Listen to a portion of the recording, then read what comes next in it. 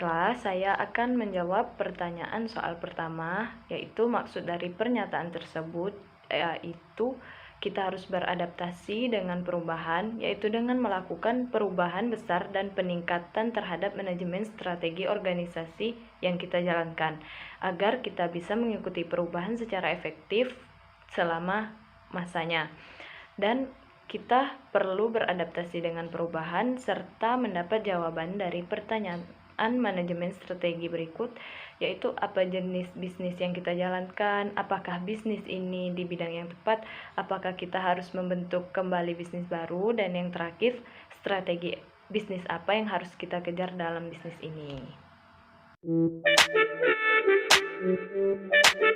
Menurut saya perlu, karena dalam sebuah organisasi atau suatu lembaga, adanya visi dan misi merupakan hal yang penting dalam usaha untuk menjalankan seluruh kegiatan dalam organisasi atau lembaga. Karena visi dan misi akan menjadi landasan bagi organisasi. Maka biasanya visi dan misi diciptakan saat organisasi itu sedang dibangun. Oleh karena itu, visi dan misi memiliki peranan yang penting bagi berjalannya sebuah organisasi, dan setiap organisasi memiliki visi dan misi yang berbeda-beda sesuai dengan tujuan yang ingin dicapai oleh masing-masing organisasi.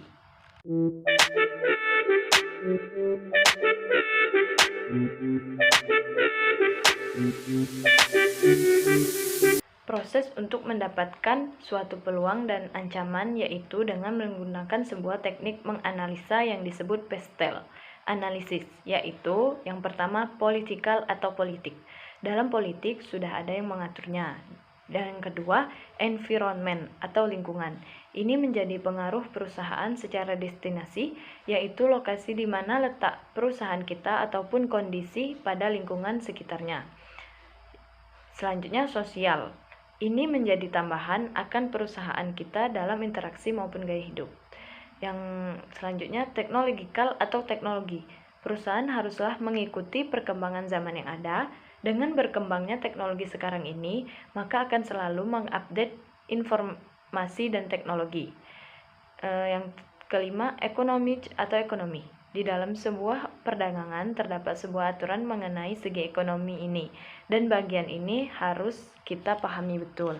Yang terakhir yaitu legal atau hukum. Sebuah perusahaan haruslah mengikuti aturan dan tidak melanggar hukum atau legalitas.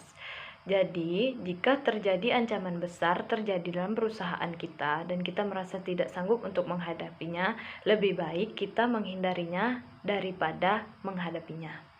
Dan selanjutnya, proses untuk mendapatkan suatu kekuatan dan kelemahan. Yang pertama, langkah menganalisis kekuatan pada dasarnya bertujuan untuk mendefinisikan keunggulan kompetitif dalam bisnis, yaitu untuk menjawab pertanyaan berikut, apakah bisnis yang kita jalankan ini berjalan baik?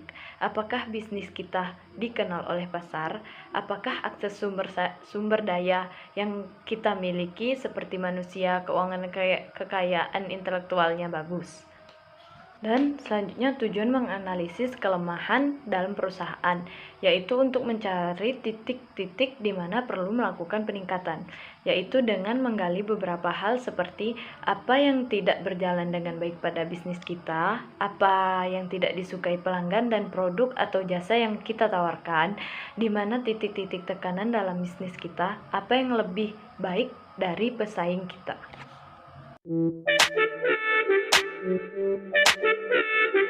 Analisis kekuatan dan kelemahan dalam perusahaan termasuk dalam analisis SWOT, yaitu suatu teknik perencanaan strategi yang bermanfaat untuk mengevaluasi kekuatan atau strength, kelemahan atau weakness, peluang atau opportunity, dan ancaman atau threat. Tujuan dari analisis ini adalah untuk menemukan aspek-aspek penting dari kekuatan, kelemahan, peluang, dan ancaman di dalam suatu perusahaan. Dengan mengetahui 4 aspek tersebut, diharapkan dapat memaksimalkan kekuatan, meminimalkan kelemahan, mengurangi ancaman, dan membangun peluang-peluang di masa depan. Yang dianalisis dalam bidang kekuatan atau strength. Perusahaan memiliki reputasi yang baik di bidang yang ditekuni.